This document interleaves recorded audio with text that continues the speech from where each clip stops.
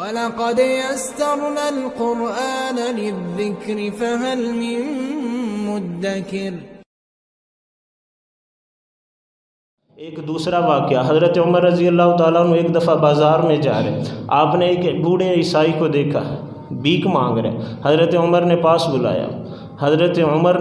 بلایا، پوچھا کہ بھیک کیوں مانگ رہے ہو، کما نہیں سکتے؟ اس نے کہا نہیں امیر المؤمنین، بوڑھا ہوں، غیر مسلم ہوں، عیسائی ہوں، وظیفہ ملتا نہیں ہے، کما سکتا نہیں، تو اپنا پیٹ، بچوں کا پیٹ پالنے کے لیے میں بھیک مانگ رہا ہوں۔ حضرت عمر فوراً گئے شورا کا اجلاس طلب کیا اور کہا کہ ہم غیر مسلموں سے جزیہ لیتے ہیں جب وہ جوان ہوتے ہیں، لیکن جب وہ بوڑھے ہوتے ہیں تو ہم ان کو بھول جاتے ہیں، اسلام اس چیز کی اجازت نہیں دیتا، اور فوراً حکم جاری کیا اور تمام گورنروں کے پاس وہ آرڈر بھیجا، کہا کہ آج کے بعد جو غیر مسلم بچے ہیں ان سے جزیہ نہیں لیا جائے گا، جو بوڑھے ہیں ان سے جزیہ نہیں لیا جائے گا، جو عورتیں ہیں ان سے بھی جزیہ نہیں لیا جائے گا، اور جو کمانے کی پوزیشن میں نہیں ہیں، جس طرح مسلمانوں کو وظیفہ ملتا ہے بالکل اسی طریقے سے ہم غیر مسلموں کو بھی وظیفہ دیں گے۔ یہ حضرت عمر کا کردار سامنے رکھیے۔ 2 دن پہلے اسلام آباد کے اندر پیش آنے والے قصہ کو دیکھیے۔ فیصل مسجد کے سامنے ایک آدمی کلفی بیچ رہا ہے، پشاور کا رہائشی ہے، 5 چھوٹے بچے ہیں، اس کو قید کیا گیا، اس کو گرفتار کیا گیا ہے، 5 لاکھ روپیہ جرمانہ اس پر مقرر کیا گیا اور 3 سال کی قید بمشقت اس کو سنائی گئی ہے۔ یہ میرے ملک کا قانون ہے،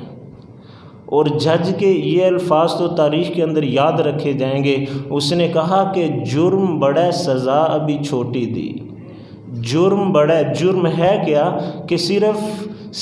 اس جگہ پر یہ کلفیاں فروش کر رہا تھا جہاں پر اجازت نہیں تھی، صرف کلفی بیچی ہے، 3 سال کی قید بمشقت سنائی گئی ہے اور 6 لاکھ روپیہ جرمانہ اس کے اوپر مقرر کیا گیا ہے۔ اور قاضی صاحب کے یہ الفاظ بھی بڑے خوبصورت ہے کہ جرم بڑا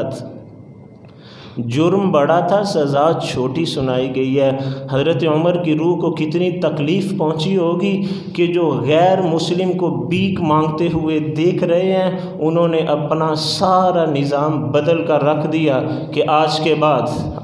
بعد ہم غیر مسلموں سے ٹیکس نہیں لیں گے جو دینے کی پوزیشن میں نہیں ہے، جو کما نہیں سکتے، بچوں کو بھی نکالا، عورتوں کو بھی نکالا، بوڑھوں کو بھی نکالا، بیماروں کو بھی نکالا، اور فرمایا ہم صرف اور صرف ٹیکس ان لوگوں سے وصول کریں گے کہ جو صحت مند ہیں، جو جوان ہیں، جو کما سکتے ہیں، جو کمانے کے بعد اپنا گھر کا خرچہ بچا کر ہمیں دے سکتے ہیں۔ اس کے علاوہ کسی بھی غیر مسلم سے ہم ٹیکس وصول نہیں کر سکتے۔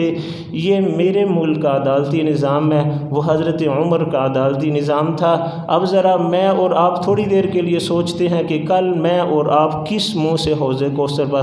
حضرت عمر کا سامنا کریں گے،